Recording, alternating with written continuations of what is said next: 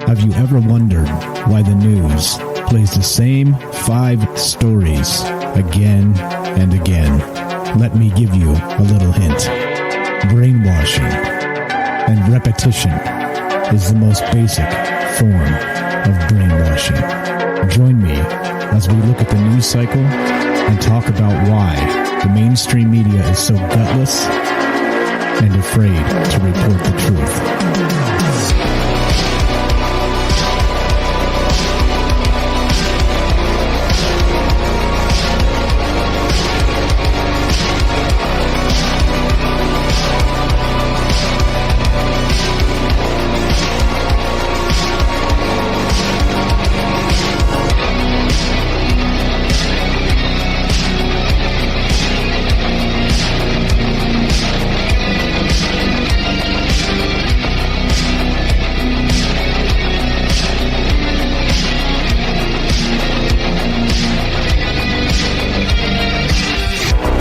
Happy Friday. Welcome to Troubled Minds News. I'm your host, Michael Strange, and this is the show where the conspiracy is the news. You know what that means? That means fake news. That means propaganda. That means just straight up horse shit.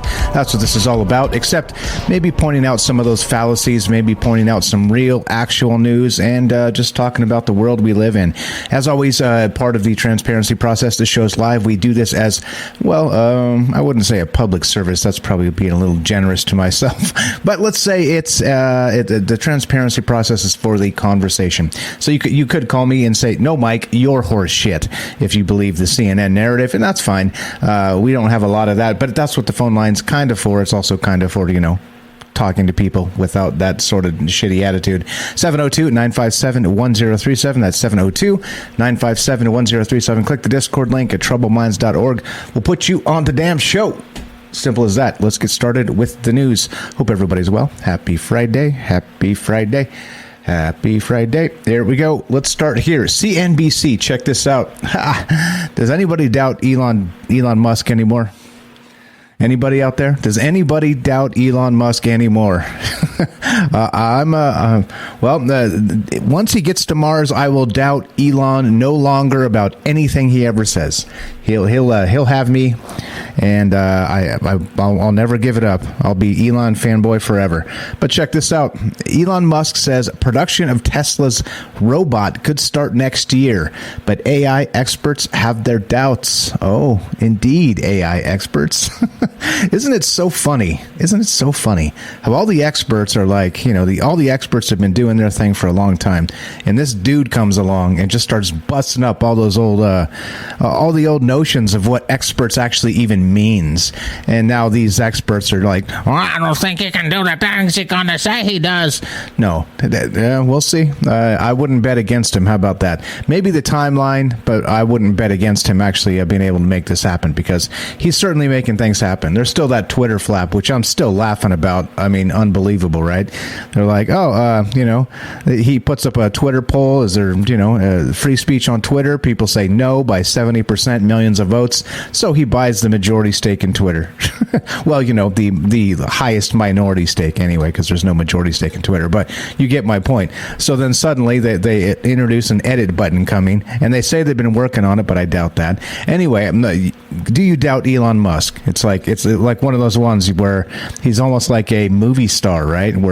This is his movie. Like I always joke, hey guys, this is not your movie, and you're not the movie star. You know why? Because it's Elon's movie, and he's the movie star. Elon Musk says production of the robot start next year. Check this out.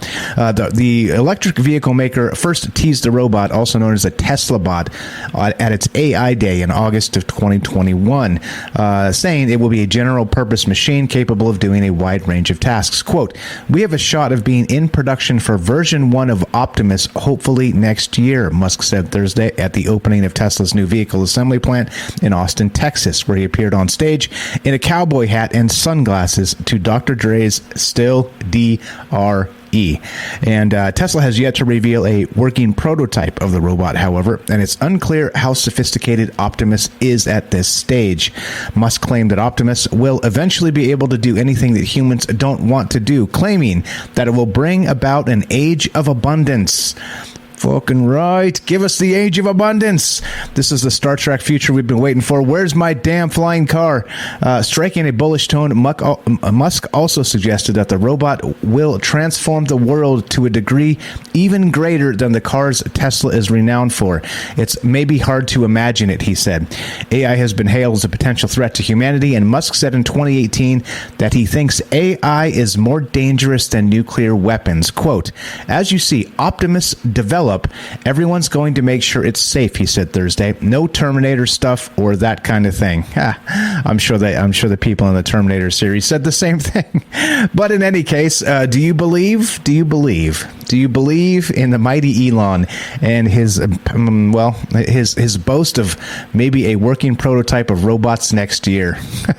There you go. What's up, Matt? My robot butler will turn out to be a deception. It could be, right? There's the vessel that the Archons are waiting for. They're waiting for Elon's robot. What's up, Fusion? What's up? I see everybody there. Robert, what's going on, guys? Hydro Hose. Eli's here. What's going on, guys? What's happening? This is nuts. Would you bet against Elon at this point? That's the question. That's this question. That's my question, and absolutely not would I.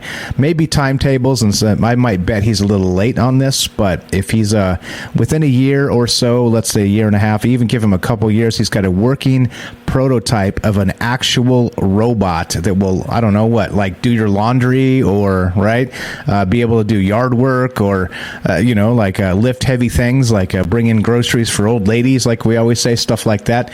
I mean, this is the future. This is the future, and Elon is he's ushering in the age of the future, and I'm into it. Speaking of robots, let's go to Scientific American, and let's do this.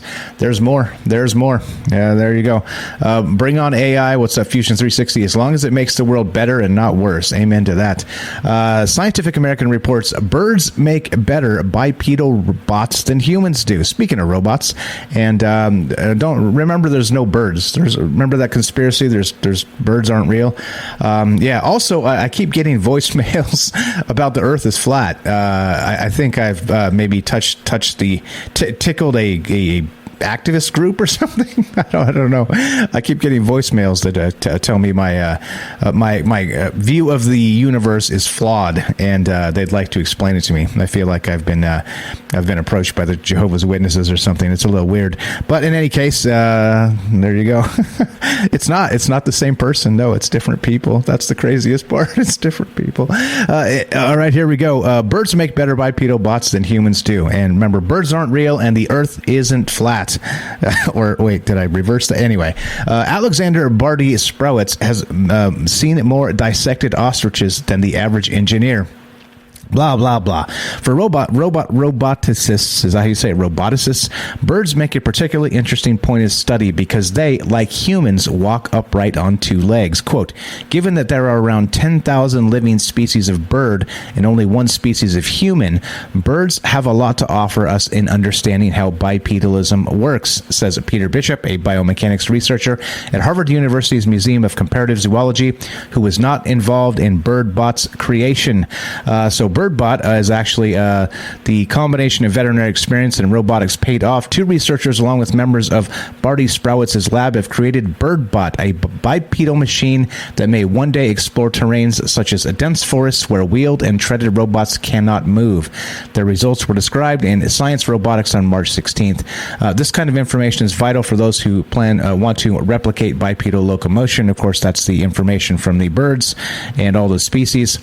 Doing so is quote, is quite hard because there are lots of very harsh impacts, Barty Sprowitz explains.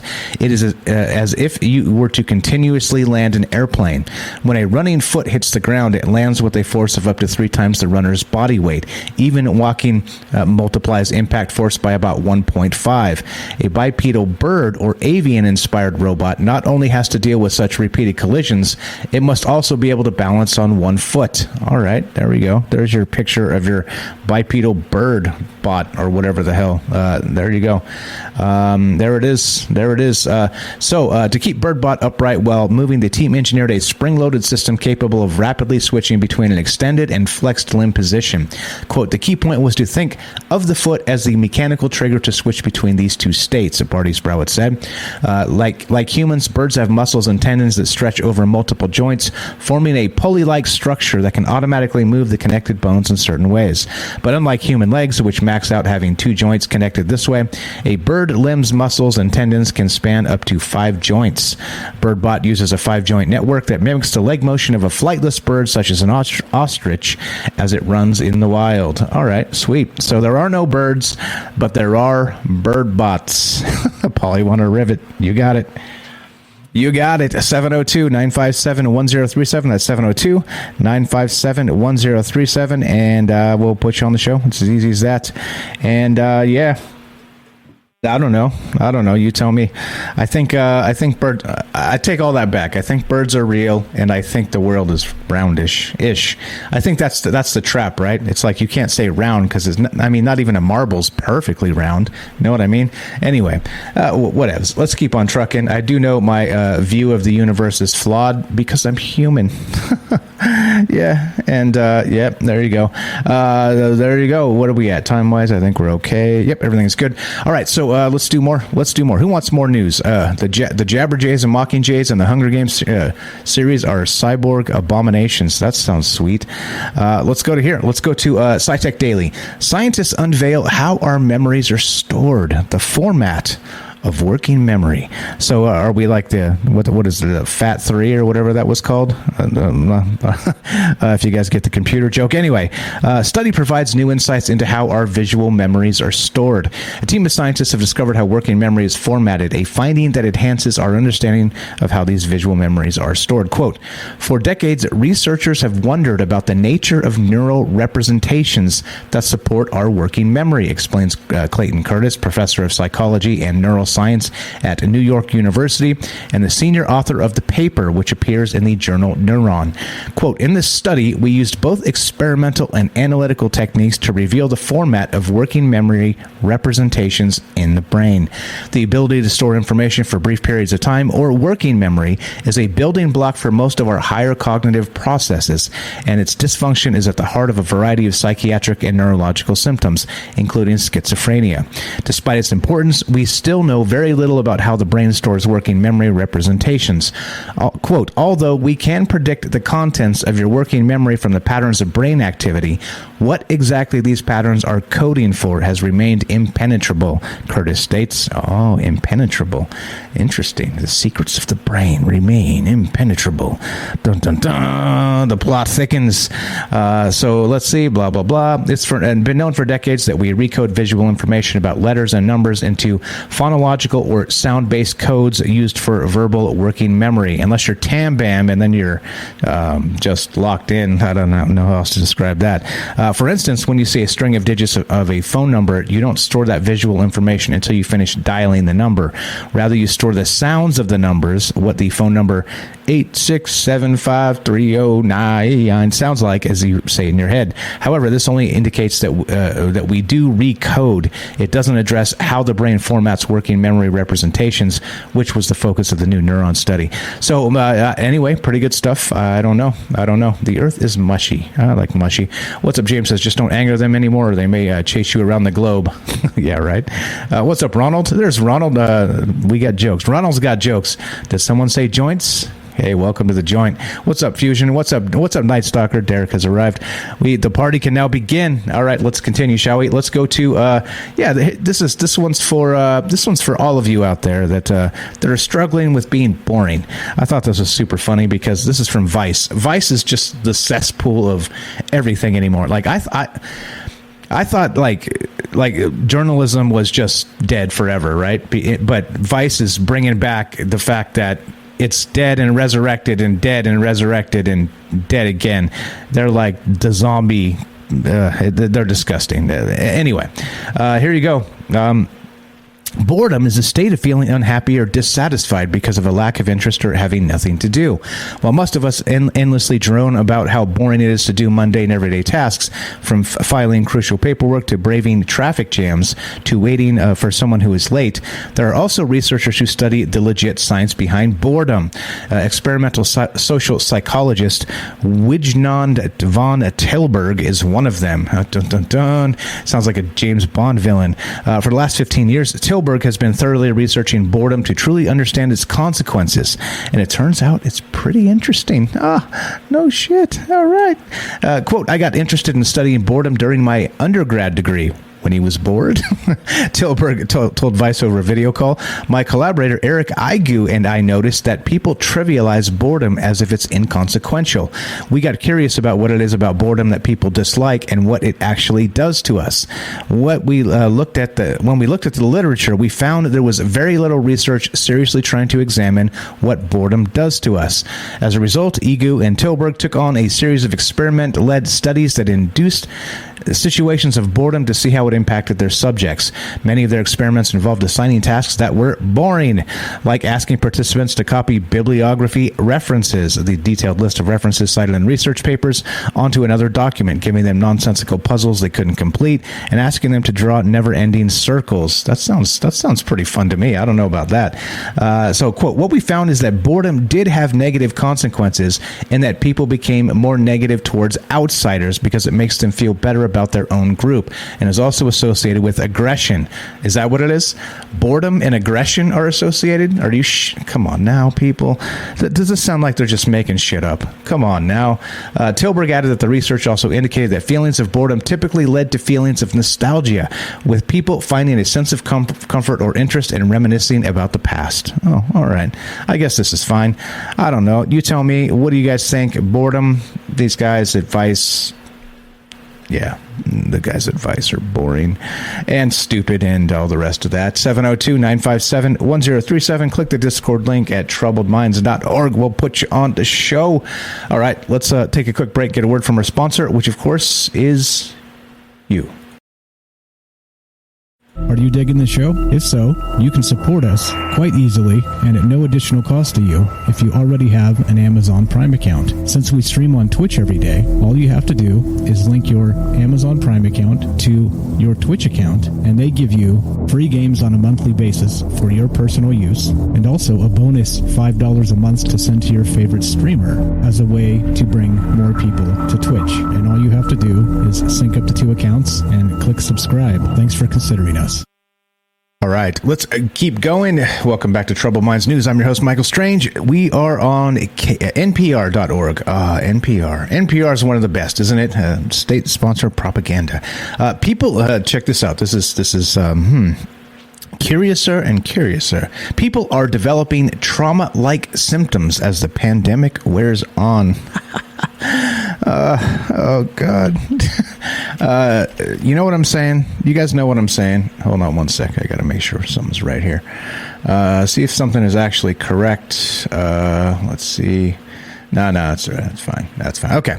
Anyway, people are developing trauma, right? Trauma. This is what we've been saying. This is what I've been saying for quite a long time now. It's like, hey, these draconian things are going to affect people in really negative ways. Like, for instance, look at children in schools. Like, let's say first graders or second graders that had to go, basically, maybe it went into the pandemic, as little fresh-faced babies and came out, with their first mustache. You know what I mean? Stuff like this. And I'm exaggerating, of course. But, it's like, come on now. Like when you start doing stuff like this, this is social conditioning. And it's probably not good, and this is what we get, actual trauma inflicted on people. Blah blah blah. February 2020, Julie Hagen picked up the phone to receive life-saving news. She'd be on the list for kidney transplant. Blah blah blah. No offense, that's great, but trying to get to the heart of the matter here. Hogan works from home, rarely leaves the house, and when she does, it's incredibly stressful. Her husband and college-age daughter both wear masks masks at home and have to be extremely careful about who they see and what they do. Hogan's pandemic experience carries no violence, and there have been no explosions or assault, which is why it's a hard time calling it trauma. But Arthur Evans, CEO of the American Psychological Association, says viewing the world as unsafe can be a symptom of trauma, which is no shit. This is exactly what I've been saying all along, right? Don't be afraid. Hey, look, guys, we all live and we all die. And I'm not saying be careless with anybody's lives, especially your own, of course, right? But be careless with nobody's lives. But at some point, literally, like fear. Remember all the basketball ticker of all the deaths and all the rest of that on CNN? Yeah, well, basically, it's traumatizing people. It's changing the way people view themselves and view the world around them. And it's not good. This is not good. Quote, I think for a lot of people, the idea of having a mental health challenge is there's something inside of me that's wrong, he said. And I think the idea of trauma helps people to understand that, no, this is something that is happening to me and how I'm responding is a natural response. Oh, okay. Generally speaking, trauma is an emotional response to a terrible event, usually an event that threatens your life or the life of someone near you or results in feelings of significant fear or helplessness. It is a feeling that is not unique to Hogan. Okay, anyway, like I've been saying, no shit. This is horrific, and this is I just can't imagine what the COVID school generation is going to be like. I was talking to my nephew about this, and he's a little bit older than that tiny baby age where he just hit school, and then the COVID thing happened. He was in school for several years, and then it happened. I asked him, what are you guys doing now? Like after they were out of school, then they went back into school. And I asked him, he's like, it's super weird, Mike. He's like, we have these plastic barriers between the desks, and you're not allowed to sit in any other desk but the one desk that you're assigned to.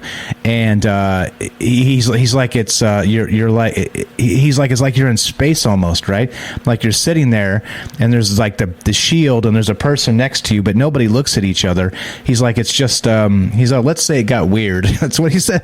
And this is a young man, right? And this living this, and that's just school. What about all the rest of this? I don't know. You tell me. 702-957-1037. Click the Discord link, troubledminds.org. Trauma is real, and counting deaths like it's a basketball game is basically causing it. Sorry, CNN, you're a bunch of assholes. What's up, Bernaise Sauce? What's going on? Let's see. What's up? Yeah. James says we were talking about this in the voice chat this morning, how there's too much to do to be bored. Exactly. I was just saying the same thing. There you go.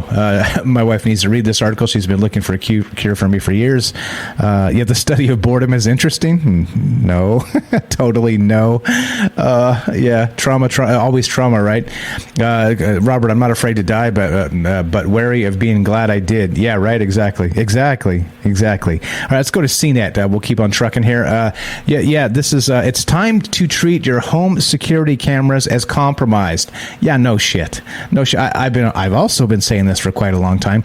Don't get security cameras that are tied into the internet. Don't do it, because if you do, guess what? Some sicko out there is watching you, right? And and especially don't put them in common areas where maybe you're coming out of the bathroom, right? Like bedrooms, things like this. Don't do it. Just don't do it, okay? Because this whole thing with Wyze. At the end of March, Bitdefender, a leading cybersecurity research firm, published a damning report about Wyze, W-Y-Z-E, one of the leading security brands on the market. The charge that the manufacturer was notified of a vulnerability that allowed, among other things, unauthorized access to stored footage in its wildly popular Wyze Cam version 1, a market-shaking device that sold over 1 million units, and that Wyze failed to patch the flaw or alert users to it for nearly 3 years. See, it says it right there. Nearly 3 years. They knew it. They didn't do a damn thing about it. They just didn't bring it up because they're like, well, if nobody knows, nobody cares. And, well, that means people are watching you walk around in your house naked. Right? There you go. Wyze and, frankly, Bitdefender, from the article here on CNET, which notified Wyze of the problem in 2019, are both deserving of criticism for failing to disclose such a vulnerability for so long. A representative of Bitdefender told me it opted not to publish the flaw before Wyze responded to the notification to avoid releasing a 0-day that could impact millions. Oh, I see. So, you don't say anything and you don't do anything about it because you don't want to warn the hackers that there's something they can exploit. That makes perfect sense, doesn't it? That makes perfect sense. No, of course not. That doesn't make any sense at all. Like, you got to fix it. You got to fix it. Come on, people. But anyway, I've been saying this, and Wise is not the only one. And no, do I have evidence? No. You know what I do have? Common freaking sense. That's what I have. And I'm telling you, it's happened. Remember Nest doorbells or whatever had somebody working at that was basically doing that. He was like spying on people. Like he was supposed to be the technician or something to make sure things were online. But no, he was just tapping into people's cameras and seeing what they were up to. Like, hey, what's going on, guys? What are you doing? Oh, there's another one too. I almost did this idea right here. I actually had two ideas for a show last night before I'm like, fuck it, I'm gonna take a nap. One was this, because there's a let me pull this article out, because speaking of which, right, this is the exact type of thing that I'm talking about. I hadn't planned on talking about this one right now, but let me grab it because I think it's so pertinent, because it's a little bit spooky. Here we go, found it. This is from In the Know, and there it is. Boom. Here it is, people. All right. We got this, intheknow.com, and yep, here it is. Parents unplug Ring after 3-year-old claims voice keeps offering him ice cream at night. Yeah. Yeah. Yeah. A little boy's claim that a strange voice has been speaking to him through his Ring camera has TikTok parents freaking out. Mom Fran Shell gained over 14.9 million views and nearly 10,000 comments when she uploaded the unsettling security video to her account.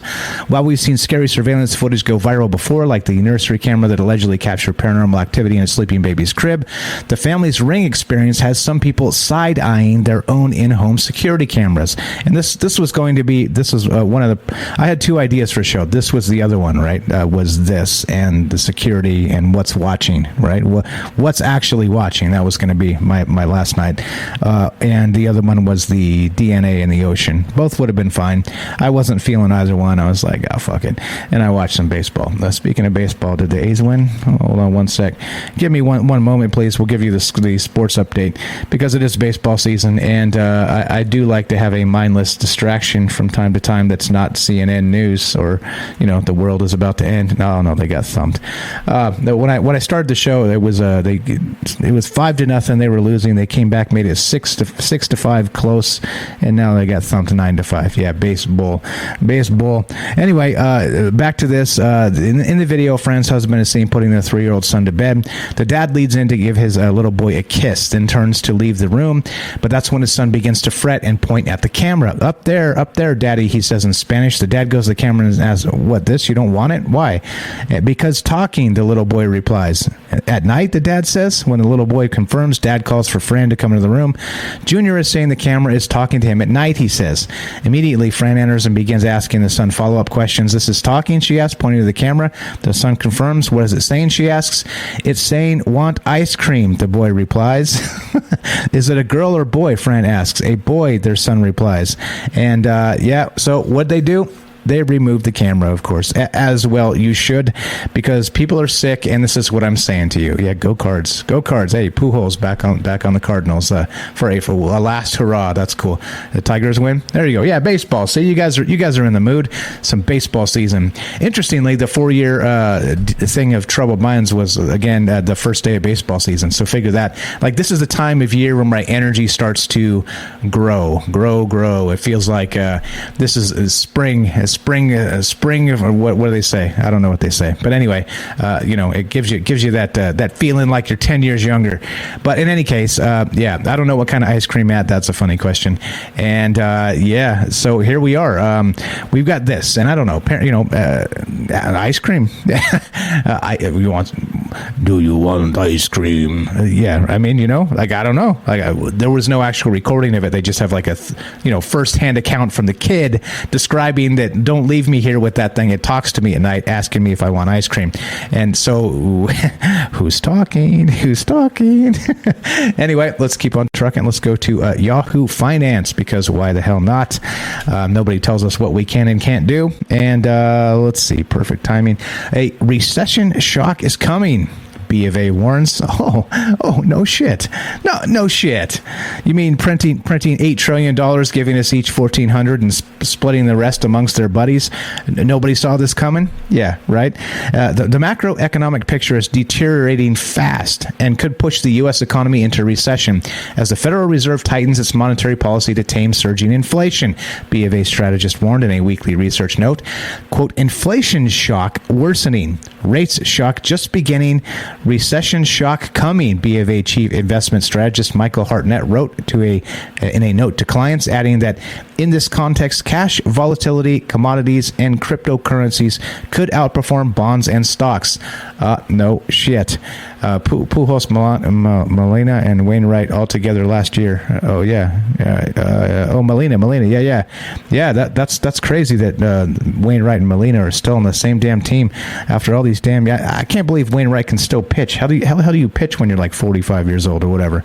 Yeah. Robert says the recession has been here for months. Well, they're saying it's going to be really, really bad. And I've been saying no shit, Sherlock. You can't just print money forever. And again, remember the modern monetary theory says, well, we, for the most part, the people here in the country maintain the means of production, so that means you could print as much fucking money as you want.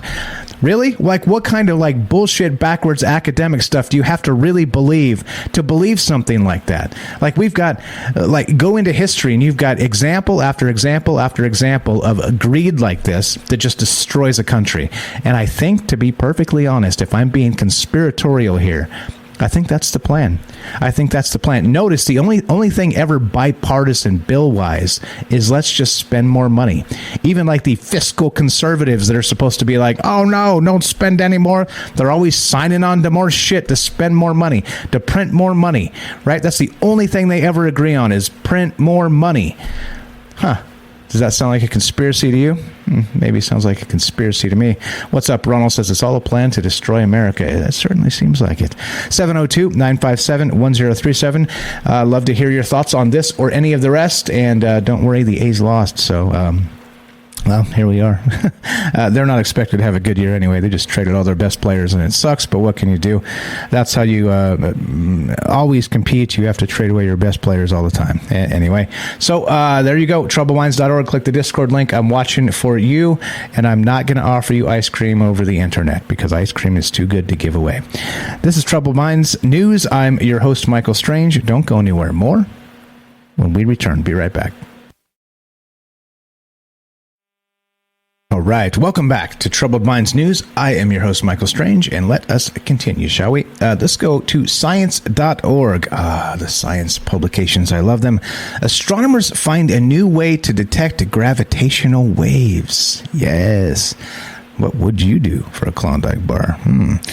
Researchers found a new way to search for gravitational waves, the ripples in space-time caused by massive celestial objects exploding, whirling, or merging.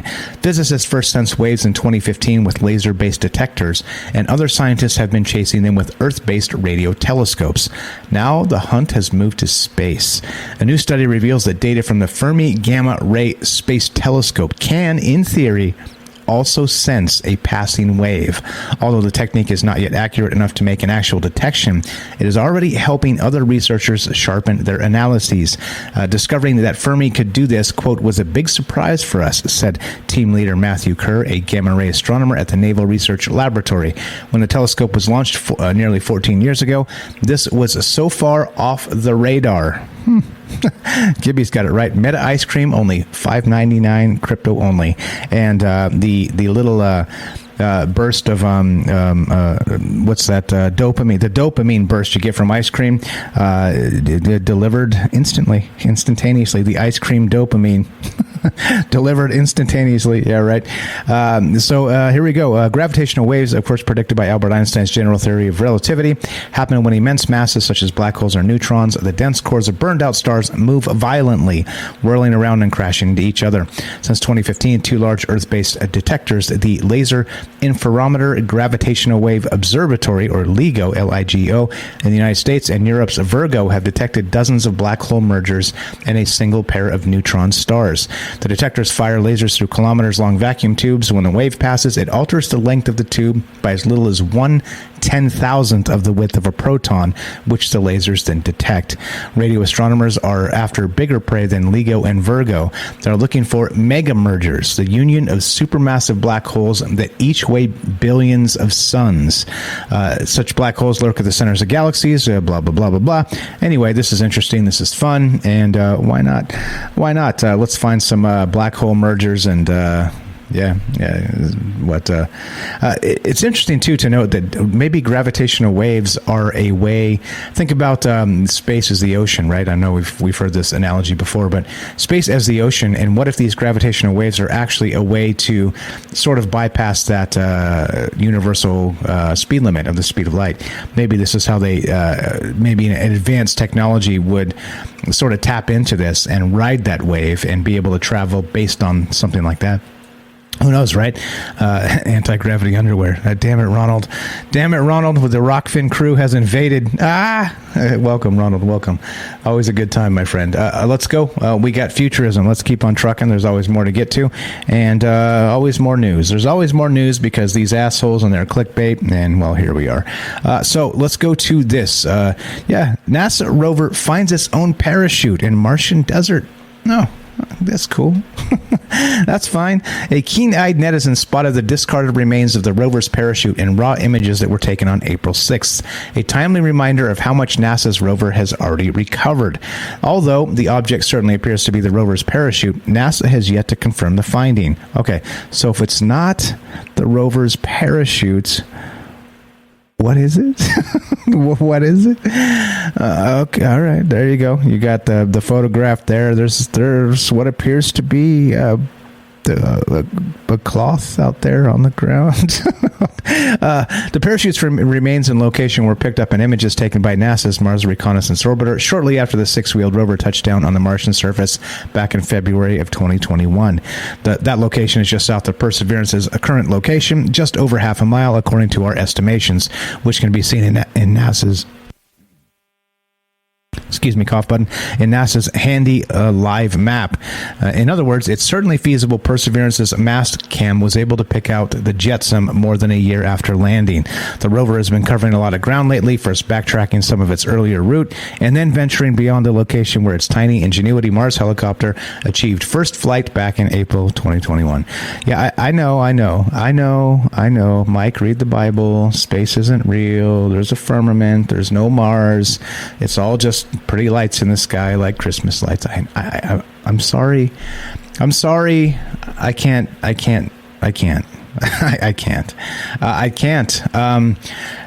don't know, right? You tell me. 702-957-1037. Click the Discord link, troubledminds.org.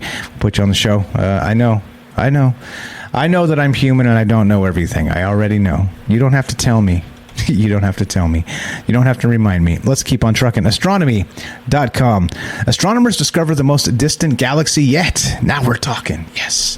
Now we're talking. Let's get off that crappy Mars or Moon or where we were just on. Was that Mars? That was Mars. Yeah. Let's get to the oldest, most distant galaxy yet, as far as humans are concerned. Astronomers discover the most distant galaxy yet. Unusually bright and ultraviolet light, HD1, may also set another cosmic record. Yeah, now we're talking. So look at this graphic right here, and this is pretty cool. Let's look at this in full screen mode. So this is how they describe the time since the Big Bang, all right? And over here on the right, we got the Big Bang, the cosmic dark ages. Here's the newly identified galaxy, Z equals 13.3, and that's 13.3 billion years ago. So, it's getting awfully close to, I wonder if you could. I wonder if you had a powerful enough telescope, if you could actually see far enough into the past to detect the first moment of the universe, because that would be hot in more ways than one. All right, so pretty good stuff. Let's get this back to normal size. And so HD1 is extremely bright in ultraviolet light, which is normally evidence that a galaxy is producing stars at a high rate. But researchers quickly realized that even if HD1 was a starburst galaxy, it would be creating over 100 stars a year. This is at least 10 times higher than we expect for these galaxies, said Fabio Pacucci, lead director of the MNRAS study, co-author in the discovery of the paper in the Astrophysical Journal in a news release. So the team turned to other possibilities that might explain HD1's surplus of ultraviolet light. One possible explanation for HD1's ultraviolet radiance is that the stars the galaxy is producing are different from the mundane stars produced in modern galaxies. Today's stars are made from recycled material ejected from previous generations of stars, so every star has some heavier elements, even if it's just a sprinkle. But in the very early universe after the Big Bang, primordial gas consisted entirely of hydrogen, helium, and a sampling of lithium and beryllium. From these elements, the first stars were born, known as population 3 stars. They were more massive, more luminous, and hotter than today's stars. They also perfected the mantra of live fast, die young, burning out within only a few million years. All right. Anyway, I wonder. I love the space porn. I love that it gets to wherever it gets to, and I love that they're finding things further and further back in time. It's pretty amazing. Fun times to be alive, right? As they say, as the saying goes, may you live in interesting times. And I think we certainly do. Robert says, perhaps the galaxy they found is so far back in time that it's really the earliest formation of our Milky Way. Maybe. I don't know. I think they probably call us nutters for that, but I'll take it. I've been called way worse. So yeah, let's keep on trucking. 702-957-1037, and there you go. Put you on the show. Let's go to SciTech Daily, one of my favorites. And yeah, a closer look at the dark matter of the brain. Oh, oh, you say? Well, what about dark matter of the brain? I mean, why not, right? Yeah, let's try it. Dark matter in space. Interesting. Do we just live in one big brain? Maybe. Neurons communicate via synapses, small contact points at which chemical messages transmit a stimulus from one cell to the next. We may remember this from biology class, except I don't, because I was bad at biology class anyway. However, that is not the whole story. In addition to the commonly known chemical synapses, there is a second little known type of synapse, the electrical synapse. Electrical synapses are much rarer and hard to detect with current methods. That's why they have hardly been researched so far, explains George Ammer, who has long been fascinated by these hidden cell connections. Quote, in most animal brains, we therefore don't even know basic things, such as where exactly electrical synapses occur or how they influence brain activity. Didn't that other one just say that they had figured out like some of this stuff? I don't know, right? Like it's all so confusing. They're like, oh, we got it, we know it, and then this other article they're like, no, we don't know shit about anything. Anyway, an electrical synapse connects two neurons directly, allowing the electrical current that neurons use to communicate to flow from one cell to the next without a detour. Except in echinoderms, is that how you say it? This particular type of synapse occurs in the brain of every animal species studied so far. Quote, electrical synapses must therefore have important functions. We just don't know which ones, says George Ammer. Oh, okay. Well, I mean, you tell me. Yeah. I have no idea. Yeah. What's up? Fusion 360 says, we are seeing them billions of years in the past, though, so they technically could not exist anymore. Exactly right. So anyway, this is, it's interesting that, we just talked about, we're close to figuring out this, that, or the other thing in regards to the brain.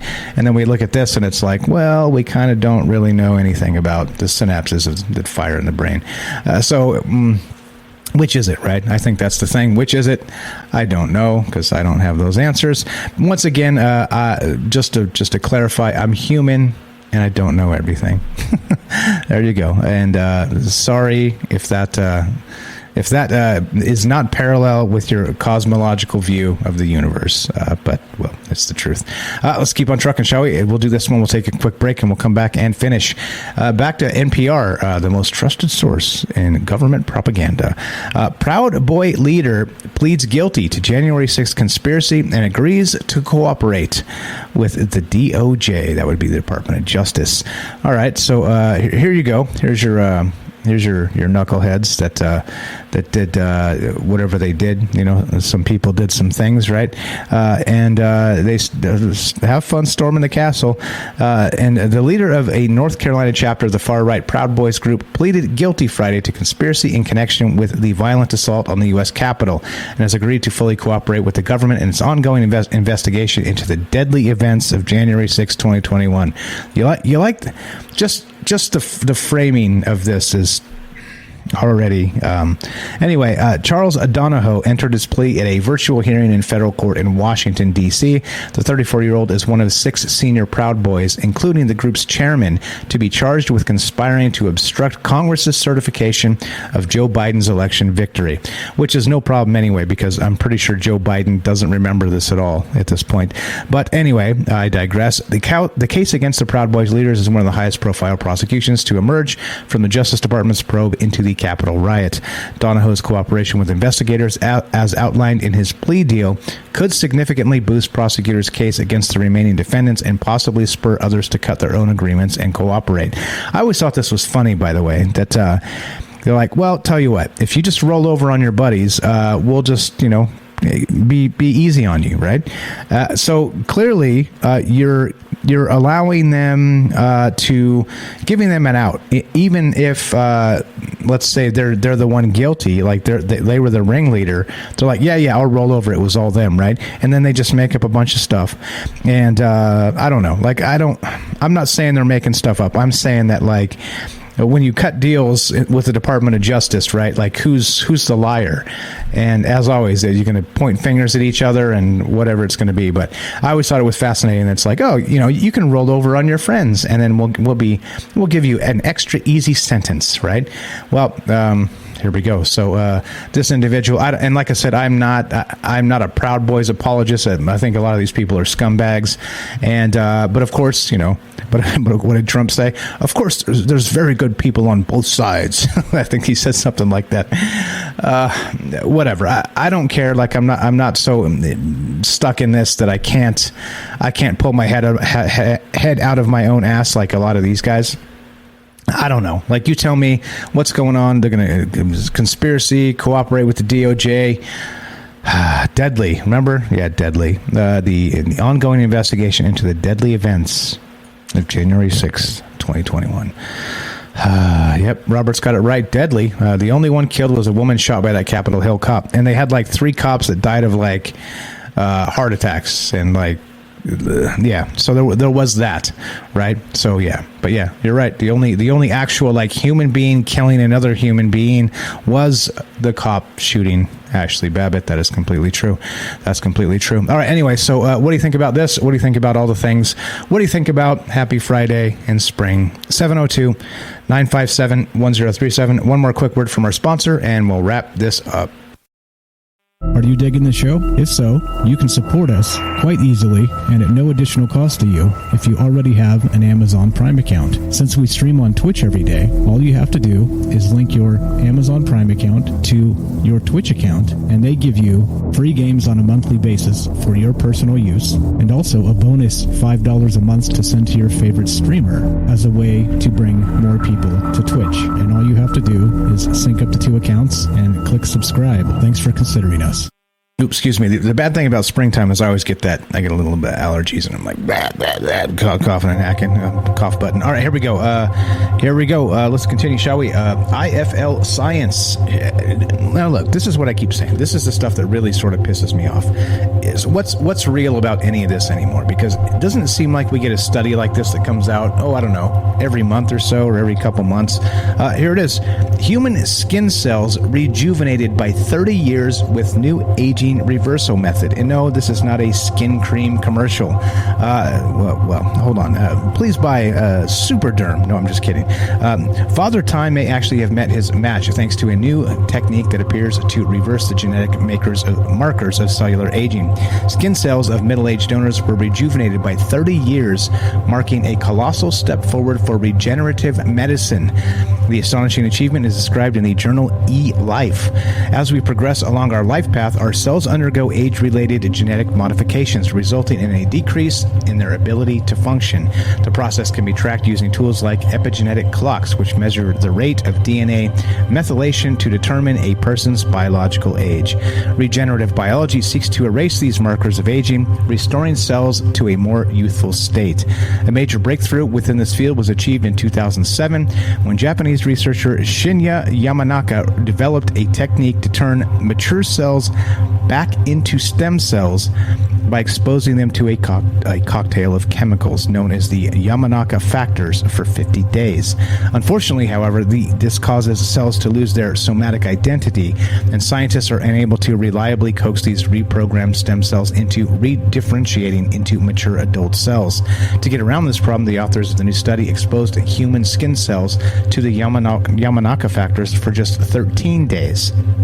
This prevented the cells from fully reverting to stem cells, causing them instead to regress only to an intermediate stage in the process known as the maturation phase. At this point, many of the age-related genetic markers had been erased and the cells had temporarily lost their somatic identity, yet were able to reacquire their specialized function as skin cells once the chemicals were removed. There it is. Who knew? Let's dunk them in toxic chemicals for less time. Yay! I mean, shit.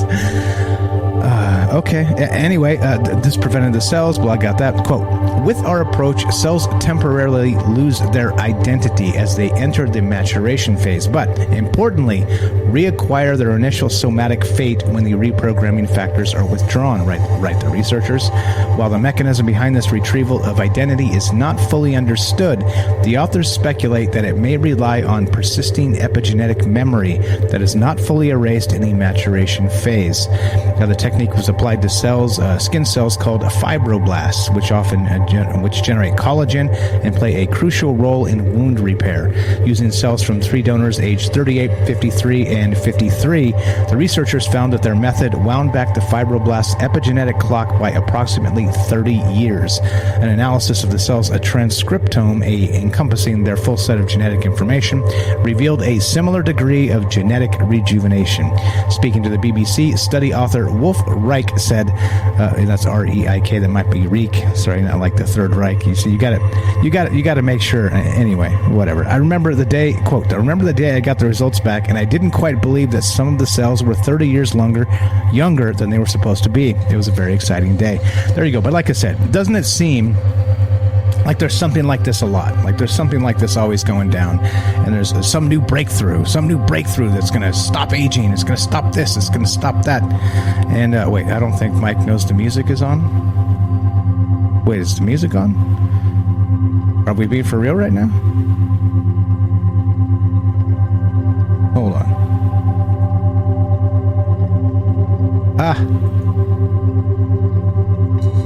What music is that?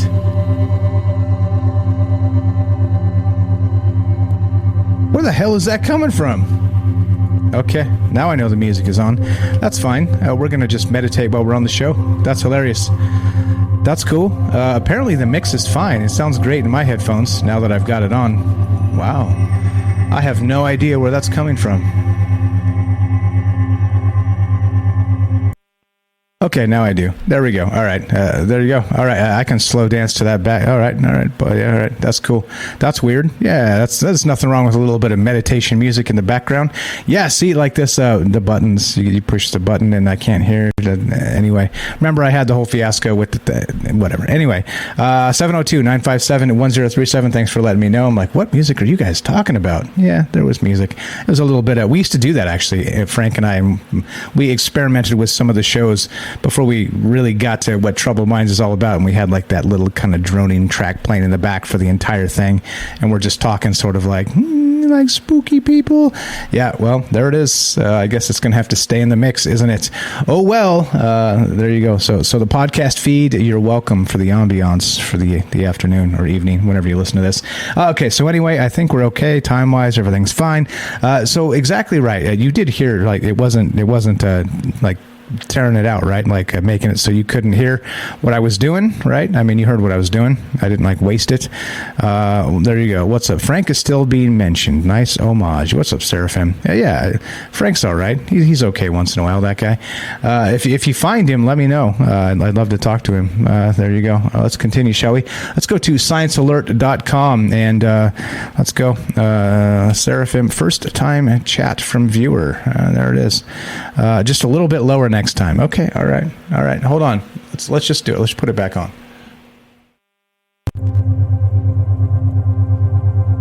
A little bit lower. There we go. All right. So as we wind down at the end of Troubled Minds News, I ask of you to take a moment and realize that you too are a person of the universe. A person of the universe that is unique in all ways.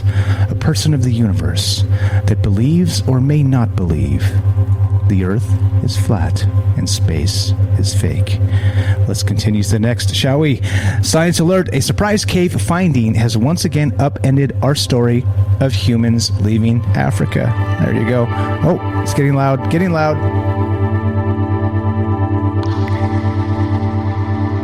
Let's turn it down just a little bit more as we make sure that everybody is nice and in a safe space mentally.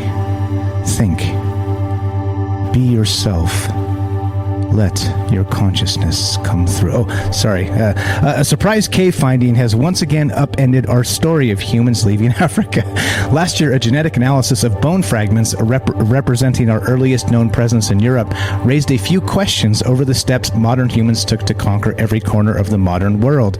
Whoever the remains belonged to, their family background was more entwined with the East Asian populations of their day than with today's Europeans, hinting at a far more convoluted migration for our species than previously thought. Now, researchers from the universities of Padova and Bologna in Italy have proposed what they think might be the simplest explanation for the unexpected kink in the family tree, based on what we can piece together from genetic relationships and subtle shifts in ancient technology around the world. If we retrace our footsteps from modern times through the Stone Age and beyond, we'll inevitably find a moment when a bunch of Homo sapiens took a pivotal step out of Africa onto now what we think of as Eurasian soil. Oh, yeah. Earlier, more distant cousins have ventured out numerous times already, settling for a time before dying out.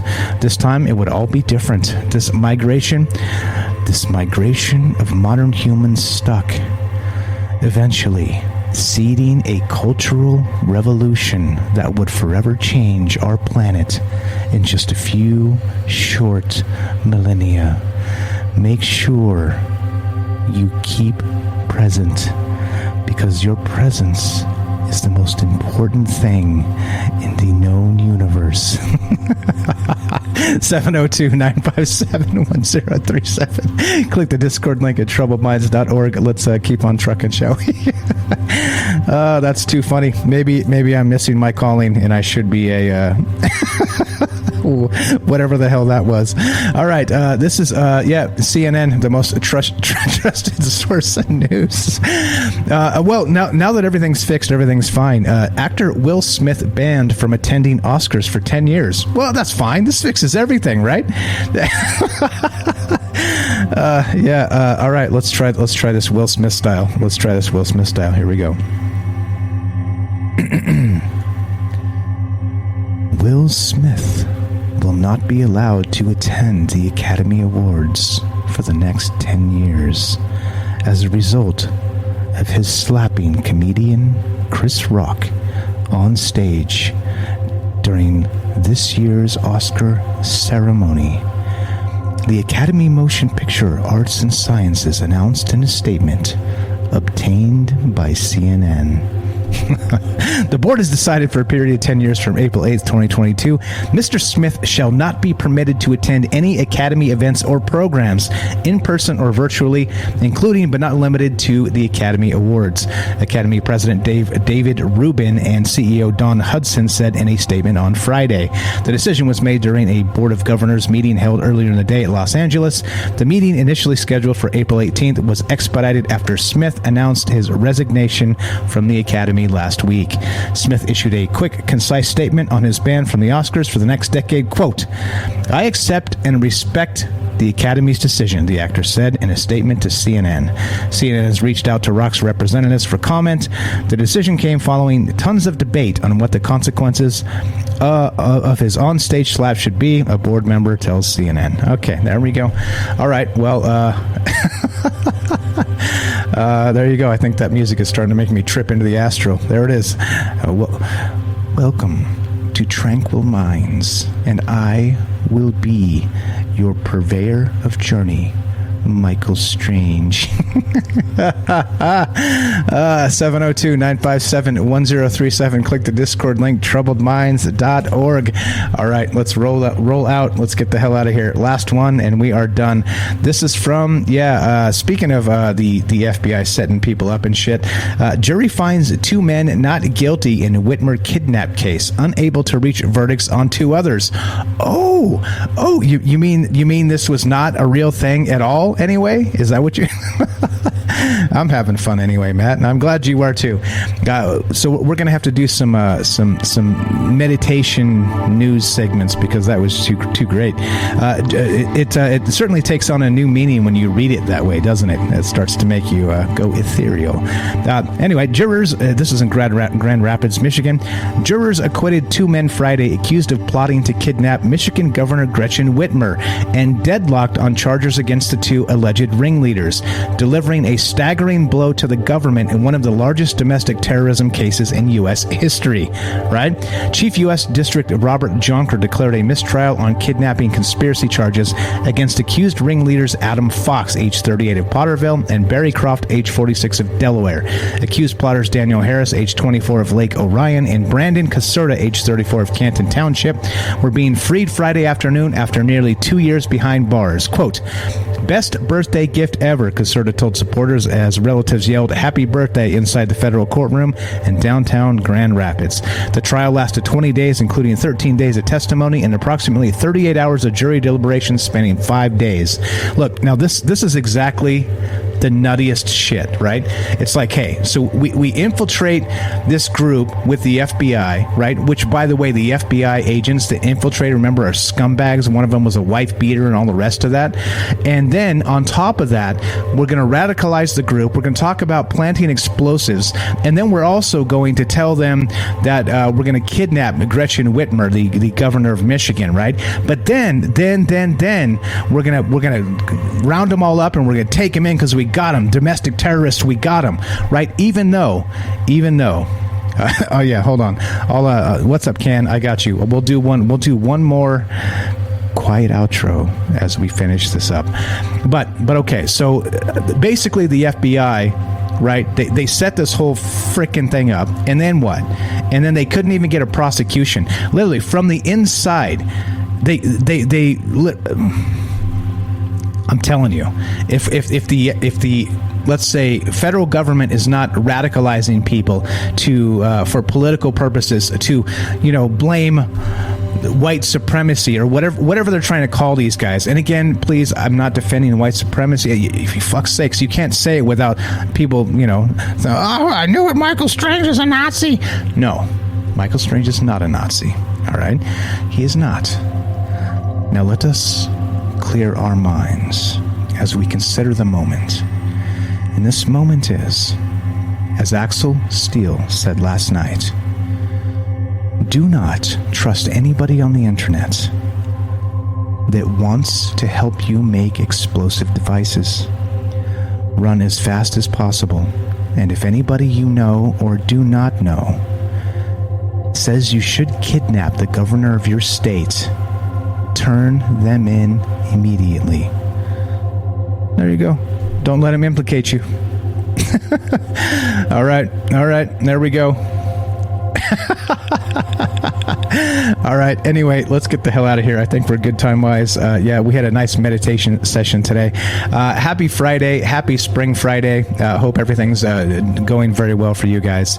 And yeah, I had a track on in the back that I didn't realize. So we had this moment of we shared in a moment of reflection this afternoon, and I bid you happy Friday.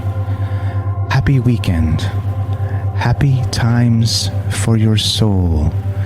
And as we finish, this is Troubled Minds News, and I am your host, Michael Strange. Have a great one, guys. If you want to help the show, there are not lots of ways. Sub up right here on Twitch, Rockfin, Patreon. Spread the word about the show. And yes, yeah, I'm in trouble now, right? Exactly. Always in trouble. So there we go. And if you want to help and you don't want to spend money, there are other ways you can spread the word. Like I said, you can put out the APB. I mean, don't do that. You can actually just listen to the podcast feed. There's 300 and how many episodes? Let me give you a count. 382 episodes on the podcast feed.